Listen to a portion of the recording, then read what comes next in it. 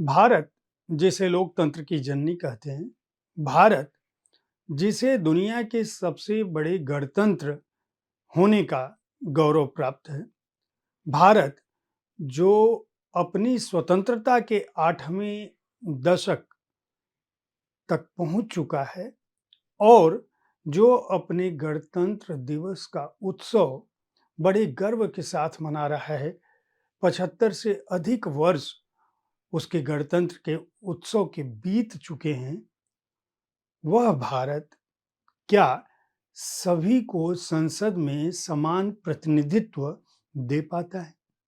क्या उस भारत में सभी समुदायों, सभी धर्मों को उनकी जनसंख्या के अनुपात के आधार पर नुमाइंदगी प्राप्त हुई है? कम से कम एक पुस्तक ऐसी है जो इन तथ्यों का खुलासा करती है कि ऐसा अब तक नहीं हुआ है। विशेषकर भारतीय संसद महिलाओं के प्रति एक तरह से असहिष्णु है। उसमें भी वर्ग विशेष, धर्म विशेष, जाति विशेष की महिलाओं का प्रतिनिधित्व गिनती के बराबर रहा है। नमस्कार, आप देख रहे हैं साहित्य तक के बुक कैफे का एक दैनिक किताब कार्यक्रम। मैं हूं जयप्रकाश पांडे। आज शनिवार है और अंग्रेजी की जिस पुस्तक के साथ मैं उपस्थित हूं उसका नाम है missing from the house, Muslim women in the Lok Sabha. Rashid Kidwai और अंबर कुमार घोष ने इस पुस्तक को लिखी है। भारत के लोग, हम भारत के लोग अपनी स्वतंत्रता, समानता और अपने अधिकारों के प्रति न केवल जागरूक हैं बल्कि वे अधिकार हम में निहित हैं, यानी भारत के लोगों में निहित हैं। लेकिन वस्तु स्थिति और आंकड़े कुछ और ही बताते हैं। राशिद किदवई की यह खासियत है कि वे अपनी पुस्तकों में ऐसे बिंदुओं को उठाते हैं जिन पर पहले लोगों का ध्यान नहीं गया होता है। जैसे सिंधिया राजघराने की पुस्तक वह लिखते हैं तो वो बताते हैं कि कई सौ वर्षों में यह राजघराना इकलौता ऐसा राजघराना है जो हमेशा सत्ता के केंद्र में रहा है।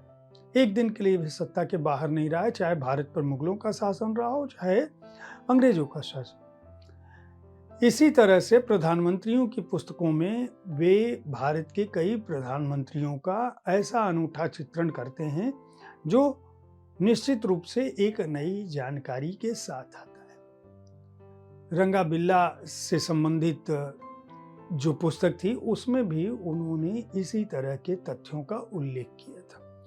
इस पुस्तक में वे भारतीय लोकतंत्र में जो मुस्लिम महिलाओं की नुमाइंदगी है उसे लेकर बहुत गहनता से आते हैं और ये बताते हैं कि ऐसे दौर में जब देश की संसद में 690 महिलाओं ने अपनी नुमाइंदगी की थी अब तक, 1951-52 से 2024 तक, तब मुस्लिम महिलाओं की गिनती बतौर सांसद केवल 18 थी।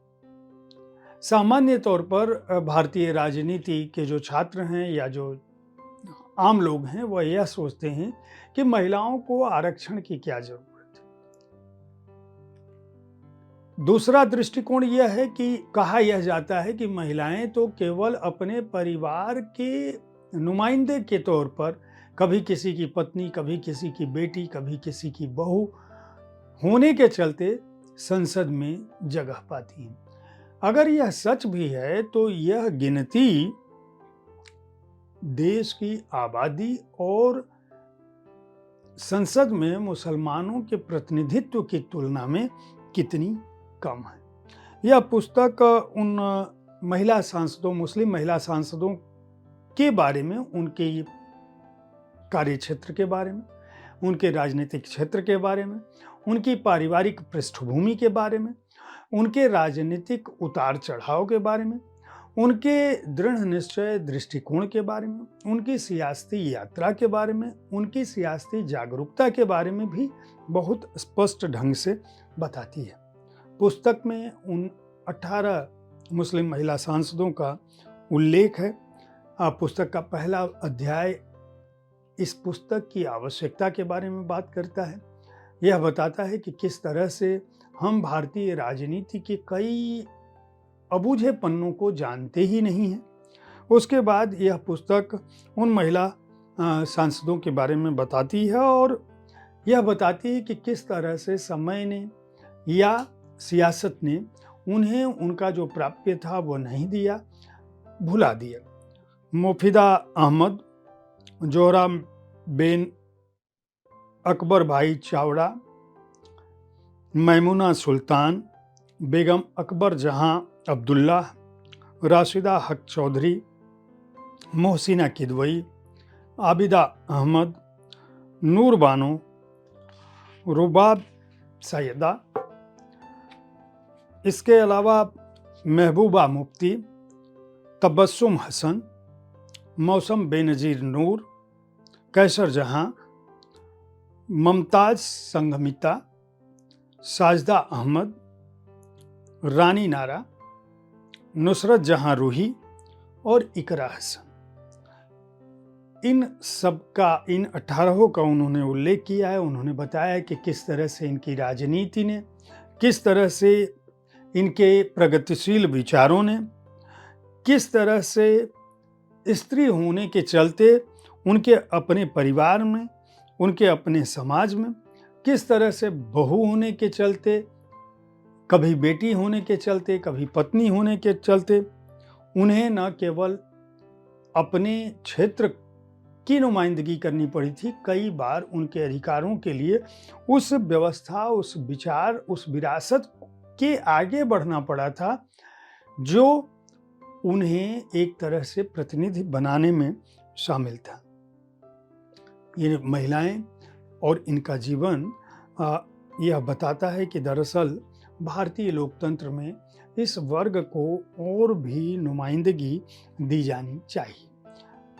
मिसिंग फ्रॉम द हाउस पुस्तक दरअसल मुस्लिम महिला सांसदों के बहाने इस राष्ट्र की समस्त महिलाओं की बात करता है। जाति के आधार पर पिछड़ी जाति, पिछड़े वर्ग जिन्हें आरक्षण प्राप्त है, या देश में महिलाओं को किस तरह से नुमाइंदगी के लिए पुरुषों का मोहताज होना पड़ता है और गणतंत्र के इतने समय बाद भी किस तरह से महिलाएं स्वतंत्र रूप से राजनीति में आने के लिए तमाम प्रयासों के बावजूद उनकी स्थिति उतनी सुदृढ़ नहीं है जितनी पुरुषों की है।